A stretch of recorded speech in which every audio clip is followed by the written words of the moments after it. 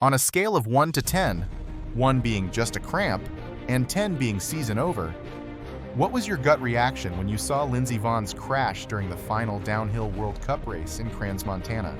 The image of the 41-year-old American skiing legend losing control after landing a jump, spinning sideways and crashing into the safety nets is seared into the minds of ski fans worldwide.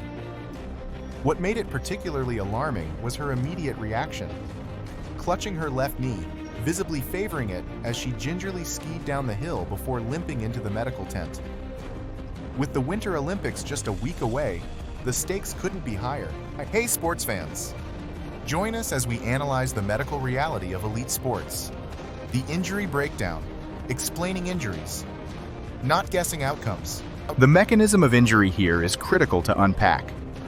It is still too early to confirm, but if we analyze the footage and reports, the physics of the play suggest a high-velocity, non-contact injury primarily involving a sudden loss of balance upon landing a jump. Vonn's left arm and pole shot into the air as she attempted to regain control, but the forces exceeded her ability to stabilize.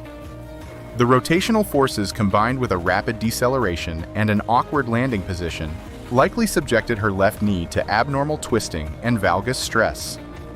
Immediately afterward, she was spun around and skidded into the safety fencing, her body weight and momentum coming to rest laterally on the knee joint. From an athlete's perspective, downhill skiing is a high-risk sport for knee injuries due to the combination of speed, jumps, and uneven terrain. The knee is subjected to torsional and compressive forces that can easily exceed the structural tolerance of ligaments and menisci. Lindsey Vonn, having a history of knee issues including multiple ACL tears and a partial titanium knee replacement on her right leg, is particularly vulnerable to re-injury or compensatory overload on the contralateral knee, in this case her left. Now, let's break down the differential diagnosis into two scenarios. Scenario A, the optimistic one, is that this injury is a less severe grade 1 or 2 sprain. This could involve a partial strain of one or more of the medial stabilizers of the knee, such as the medial collateral ligament, MCL, or a minor meniscal contusion. The fact that Vonn was able to stand up, ski slowly to the finish line, and only intermittently offload weight suggests that gross ligament rupture or fracture may be less likely. In many cases, partial ligament sprains can be painful, but allow for some function, especially in highly trained athletes with strong muscular control. Scenario B, the more concerning worst-case injury, involves a major structural failure such as an anterior cruciate ligament, ACL rupture, a complex meniscal tear, or even a multi-ligament injury compounded by bone bruising or fracture. Given the rotational mechanism, high forces, and Vonn's prior history of ACL injuries, the ACL is a prime suspect. The ACL prevents anterior translation and rotational instability of the tibia relative to the femur. When torn, it often results in immediate pain, swelling, and functional instability. Additionally, a meniscal tear could occur concomitantly, especially on the medial side, further complicating the injury pattern. If Lindsey Vonn felt persistent instability, a loud pop at the time of injury, not reported publicly yet, or significant swelling within minutes, it points more towards scenario B. But if her primary complaints were pain and tenderness localized without gross instability, scenario A remains plausible. Which scenario are you praying for right now? Scenario A, minor, or are you fearing scenario B, major? To understand why these structures are so critical, let's dive into Anatomy 101 with a metaphor. Imagine the knee as a complex door hinge on a high-traffic gate.